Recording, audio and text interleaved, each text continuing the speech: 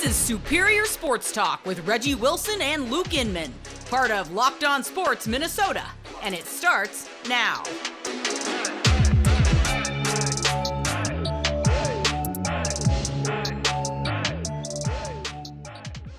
Back in the lab, Reggie and Luke back at it. Another episode of Superior Sports Talk presented by Locked On Sports Minnesota. But I'm going to the bullpen today, calling in my ace reliever, Sam Ekstrom. Sam's all warmed up. Warming up. Let me call in the reliever here. Yep, bring him in. Uh-oh, the opposing team is scared. They're shaking in their boots. Sam's warmed up from recording the Ron Johnson show just moments ago. So I'm expecting you to come in throwing some heat. What's going on, Sam?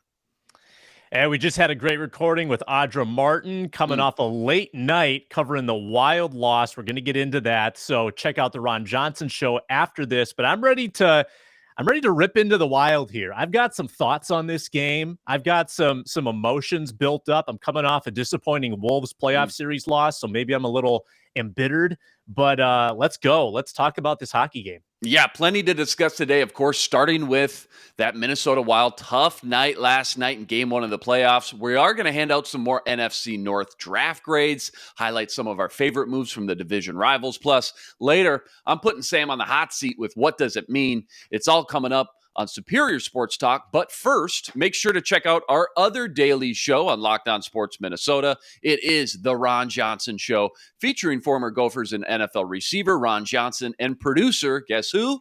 Sam Ekstrom.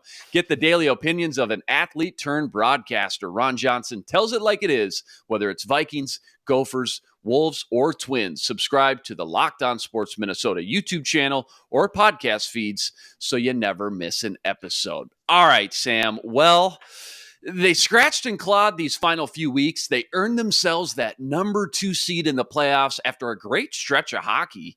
And how are they rewarded? By playing the St. Louis Blues right out the gate. The Wild's kryptonite after going winless in 3 games this year versus the Blues. The Wild, for whatever reason, struggle against this team to the point now where I'm wondering how much of this maybe is starting to get a little mental. I mean, how much plays into the psyche of this team? Remember, the last time the Wild had home ice in the playoffs was 2018 when they were knocked out in round 1 by who else? The Blues. So different year, same results. The Wild fall 4-0 despite ending the night statistically with more shots, hits, faceoffs, ones, takeaways. Sam, you know I'm a surface NHL fan trying to get into it a little bit more and more, but I lean on you for a little bit more in-depth analysis and expertise. So help me out. I mean, okay, I'm Michael Scott right now. Explain to me, like I'm 5, how this team had more shots, hits, face-off, turnovers, and they lose the game 4-0. I mean, make it make sense for me because I'm still a hockey novice, as you know.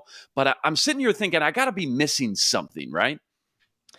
So let me tell you a little story back to that playoff series that you referenced about 5 years ago where that Wild team that went in that year, I think at the time, they might have been the best Wild team ever. I mean, in terms of regular season talent, momentum, that might have been the best Wild team that I'd seen to that point. They faced the Blues. They have home ice. They lost in 5 games. You know how many of those games they won the shots on goal battle, Luke?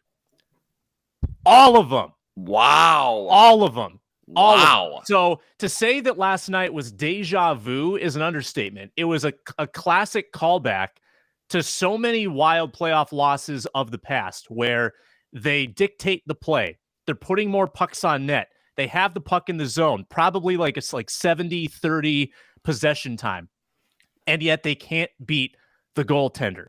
A lot of people pointing to just sort of the hot goalies that always seem to face the Wild in the playoffs. I think that's certainly part of it. Marc-Andre Fleury was a little bit off last night. Don't put it all on him. We'll get into that in a moment. But it does come down to special teams. The Wild were excellent this regular season, but they did have a couple kryptonites. One of them was the Blues. The other one was the power play. The Wild were not a good power play team, and it mystifies me that a team that has this much talent, has this much finesse, and this much goal scoring can't figure it out with the man advantage. But, I mean, it was the difference in the game last night, almost entirely. Wild 0 for 6 on the power play. Blues get 3. Perron with a hat trick, and that's your ball game. the Blues just moved the puck more fluidly on the power play. They had those reversals where they'd go from side to side and get the open net. They punched in rebounds. Every time the Wild had that opportunity, they were missing pucks. They weren't getting the stick down on the ice. The puck was, deflecting off of someone else. They weren't clean in the offensive zone on the power play. So if you look at last night, it almost entirely comes down to special teams. Wild absolutely need to defend better on the penalty kill. They absolutely need to be better on the power play. But I just think there's sort of the ghosts, too, of playoff losts past, where they're so used to this narrative of showing up, outplaying the other team, and not getting rewarded. But this team is supposed to be different. This team has real goal scoring, high end talent that they're supposed to be immune to this kind of thing. So the result extremely disappointing last night, and I think Minnesota Wild fans are probably already kind of expecting the worst. You mentioned Marc-Andre Fleury, and I'm sitting in traffic yesterday on my way home thinking about how little I actually know about hockey compared to a guy like you, Sam. But at the same time, I'm sitting there trying to guess, okay, who are they going to put in net in game one? I know they brought in Fleury to be the veteran leader in the playoffs. He's got the ring, brings that calm, cool demeanor to the locker room, etc. But the few times I saw him play, and please correct me if I'm wrong, up and down, maybe to say the least, for such a big name, household name that I thought they were bringing in. Maybe inconsistent would be a fair word to use. While Talbot was clearly the better goaltender of the two, it seemed like for me down the stretch, just good juices going into, this such critical, again, round one against your kryptonite St. Louis Blues. Something's got to change. Again, I know nothing, but forget about the final outcome. When you heard they were sitting Talbot last night, were you as shocked as I was? Disappointed. Yes. Okay. Mm-hmm. On a couple different levels. So they trade for Fleury early March, and they stage this apparent competition where they alternate back and forth, and they say, basically, may the best man win. Talbot was the best man, and Fleury won the competition. So what was it all for? Right. I've got the April stats in front of me here. So in April, Fleury had a 3.01 goals against average. Talbot had a 2.41. Pretty decisively in Talbot's favor there. Over half a goal less per game. No question. Save percentage was over 1% better for Talbot. So I don't get why that wouldn't win him the job in the postseason. And I understand that Fleury is a Stanley Cup champion, and he has a history of doing this in the postseason where he's really good.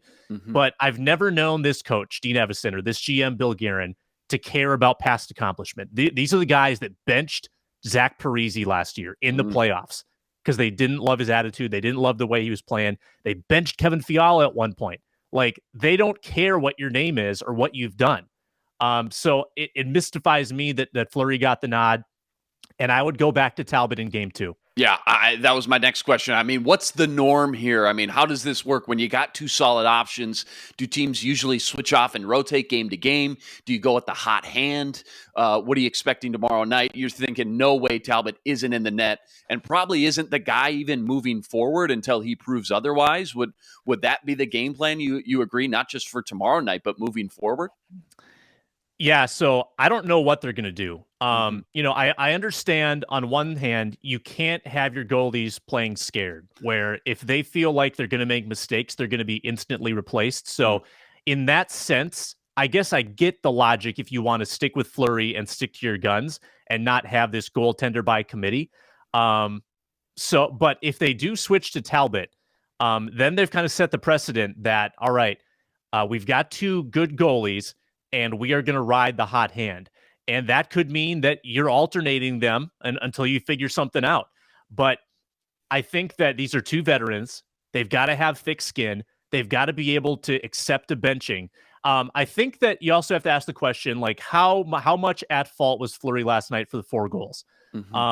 It's not his fault that the Wild were on the penalty kill and weren't defending much in front of him.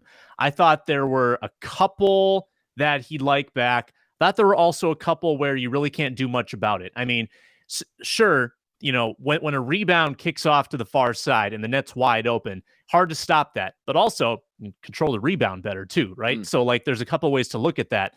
I think that just for a shakeup in mojo in momentum, just to have a different goaltender in there after how bad the game was, I feel like that would give everybody a lift. And that's why I would switch to Talbot. Wild have played the Blues 4 times this season. They've lost all 4. They just can't beat this team, man. I mean, how much of this, or at what point do you start to think to yourself, Sam, okay, this inability to beat this team is affecting them mentally, at least to some degree? Or are we already there? I mean, you mentioned the deja vu and the kryptonite. Are we already there after that 4-0 disappointment last night? Yeah, they showed the stat on the broadcast. Last 14 games, it was 12-1-1 for the Blues. Wow. An incredible drought for the Wild. And it's not like the Wild are a bad hockey team. The Wild are beating up on everybody except this team that they just can't figure out. And I think a lot of people looked at those previous games and they said, okay, 2 of those losses were in St. Louis and they were in overtime. So that's basically a draw. And then the other one was at Target Field in 0 degrees in the outdoor game. People kind of wrote that one off too. And they said, all right, we've got them on our ice now. It's going to be different. They hadn't played him yet at XL Energy Center until last night. And it was not different. In fact, it was worse.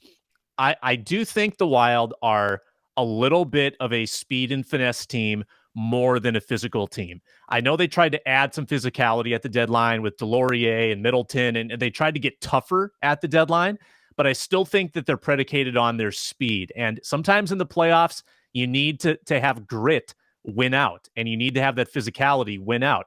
And I know the Wild things were chippy and they weren't afraid to mix it up, but how great would it be to have a Zach Parise who always knew how to score that gritty goal? And I'm not saying they made the wrong move to make that release, but you would love to have a player like that who could just park in front of the net and hammer pucks in. That was his game. He was a playoff bred hockey player, just meant for these moments. And I don't know if they have quite that guy. Like Fiala and Kaprizov, they're going to score from the edges. They're going to stick handle and shoot from the slot. They need guys that can score in front. So that's what I'm looking for in game 2. Man, what a stat you pulled out. 12-1-1 in the last 14 games. That's why it's so frustrating, because the Wild aren't a bad team. They're good. They're really good. I mean, you don't get the number 2 seed, just by sheer luck. So certainly frustrating, again, why they just can't get over the hump with the St. Louis Blues. Wild try to rebound and leave Minnesota with a split tomorrow night. Puck drop 8:30 at the XL Energy Center. Coming up, we're putting the NFC North front offices under the microscope after draft weekend. And later, I'm putting Sam on the hot seat with what does it mean. But first, do you want smart post-game reaction from insiders that cover your favorite teams? Check out our Locked On Sports Minnesota podcast on YouTube or wherever you get your podcasts. Get instant reactions from our Locked On team hosts, along with prominent reporters like Kevin Gord for the Wild and Brandon Warren for the Twins. No fluff, just 10 minutes of straight analysis after each game. Subscribe to Locked On Sports Minnesota on YouTube and never miss a podcast. All right, Sam. So the 2022 NFL Draft has officially come and gone. The dust is settled now a little bit. And now that we have a chance to take a few breaths, I want to take a closer look at the NFC North division as a whole. After, a wild and wacky draft weekend that included something you never see, which was division teams wheeling and dealing with one another. And I'm not talking about just, a day 3, 6th-round conditional pick for a backup special teamer. I'm talking major moves by Kwesi with the Lions and the Packers, as we saw. So now that we've had a chance to collect ourselves here, we heard from Kwesi himself about things like, the fact that just because we don't do that trade doesn't mean the Lions could move right up to 13 and grab Jamison Williams anyway. So why handcuff ourselves and limit our trading partners by 3 just because they're in our division? Some good points were made. But at the end of the day, Sam, it wasn't trading inside the division that I think fans had a problem with so much, in my opinion. It was they felt that Kwesi got swindled. He just didn't get the value on that trade back, plain and simple. And I think after being able to re-examine it further now, and maybe it doesn't seem quite as bad for people from a value standpoint when you consider this draft specifically was very deep in rounds 2, 3, and 4, something that things like that Rich Hill trade chart that we've been using for years just doesn't take into consideration. So real quick, what was your overall first impression of those moves Kwesi made? And did you think he did a good enough job justifying it to fans afterwards in the press conference? Or will that move always be something we look back on and scratch our heads? I think that the ends, you don't necessarily have to justify the means. So look who the Vikings came away with. At the end of day 2, they've got an undersized linebacker, they've got a guard, they've got a safety, they've got a corner. Those are good players, but they're not really attractive players to the common fan. Right. When you have teams trading up with you to get Jamison Williams and Christian Watson, I would argue that wide receiver is maybe the second most important position in football right now, with as good as these quarterbacks are and how wide receivers can change your team. Those players undoubtedly make the Packers and Lions better, gives them upside. And certainly with the Packers, they had a serious weakness at wide receiver.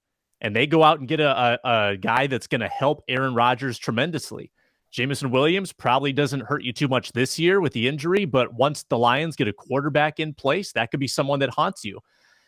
All that said, you can't totally control who the team you trade with picks. That is part of the risk of the trade, is that you are passing up on players, making them available to other teams so that you can get more players. Basically, you can have quantity. The Vikings come away with players that I think will help them down the road, maybe this year a little bit, but not players that are moving the needle necessarily from a fan standpoint. Like, Brian Asamoah, I think fans are like, well, we took Troy Dye and we took Chaz Surratt. Like, how is this any different?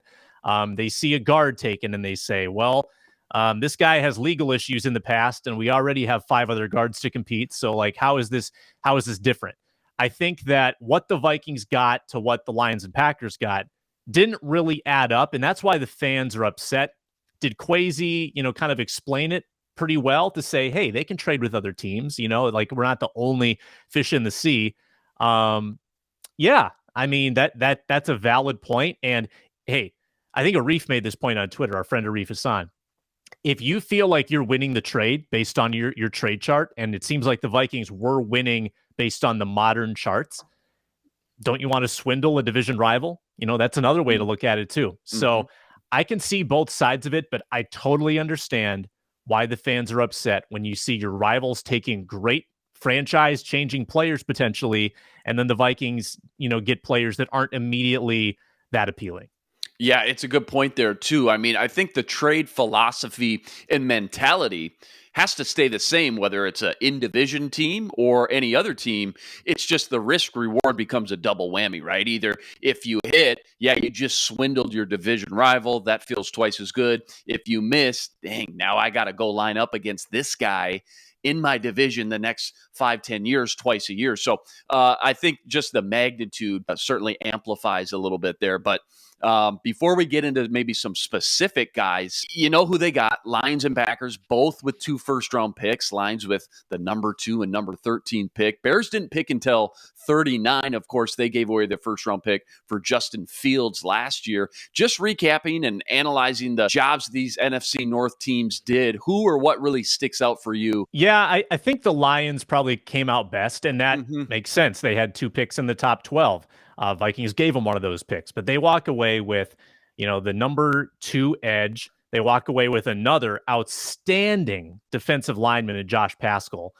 So their trenches, man, are getting good. I mean, their offensive and defensive lines were probably the strength of their team already, and that defensive line got much better. Jamison Williams can be a dynamic offensive player down the road once he gets healthy, and Kirby Joseph too on day 2, a pretty good safety out of Illinois. I know they didn't have a 4th-round pick, but what they did through the first 2 days, probably the best in the division. And then it's kind of hard not to put the Vikings number 2. I know the Packers had a couple first-round picks, but people aren't thrilled with what the Packers did getting Devontae Wyatt. I think people question that. And they took a guard, right? It was a guard, and it was Devontae Wyatt in the first round. So, and the guard that they got was in the third round. That's what I was thinking of. So, yes. Yep.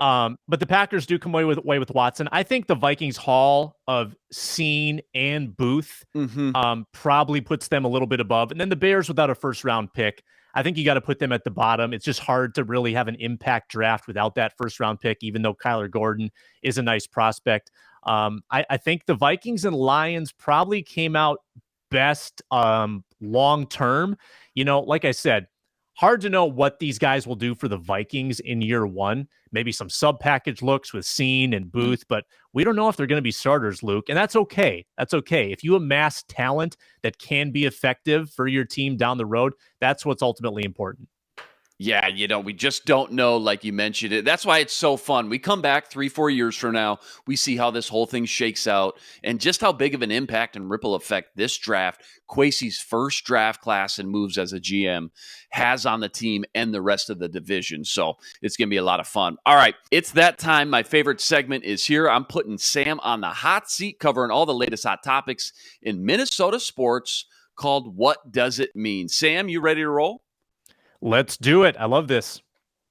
Well, you don't know what the questions are yet, Sam. Just take it easy. Okay, here we go. What does it mean with Sam? Twins win their 10th game in 11 outings and currently own the MLB's #1 ERA ranking through the first 4 weeks. What does it mean when it comes to the more shocking stat? The Twins' early overall success and win streak, or their dominant pitching staff? Yeah, it's easily the pitching that shocks me. This was supposed to be a weakness, and they've gotten unbelievable production out of, some arms that they certainly didn't expect, whether it's Bundy or Paddock or on Sunday, Josh Winder showing up kind of out of the woodwork and just dealing a gem on the road at Tampa for that win on Sunday, 9-3. Here's my concern is that, remember how a couple weeks ago we said this Twins offense won't hit right now, but they probably will get around to it because they're just really talented. I feel like the pitching staff is due to regress at some point. Maybe they get more into the summer months when, it warms up, the bats are going a little more for all these teams, and they start getting knocked around a little bit. I fear that could happen. So it's all the more important for the offense to stay strong for the Twins, because the pitching just cannot keep this up over a 162 game season. They don't have enough high-end talent. They've got a lot of number 3 and number 4 arms in this rotation. And right now it's working. I mean, knock on wood, it's really going well for them. And they might have something in this Joe Ryan. He might be an ace in the making, but I still am waiting for the other shoe to drop. The hope is that the Twins can take advantage of a soft schedule for the next 4 weeks or so, get 10, 12 games above 500, and then they've got a nice cushion if things get tougher. 5 weeks ago, you tell any fan, the Twins are going to go on, a 7-8 game winning streak. You go, oh, wow, okay, pretty impressive. Didn't expect that. But you tell them that they have the #1 ERA, this pitching staff dominating like the way they are right now. No way anybody believes you at all. All right, next one.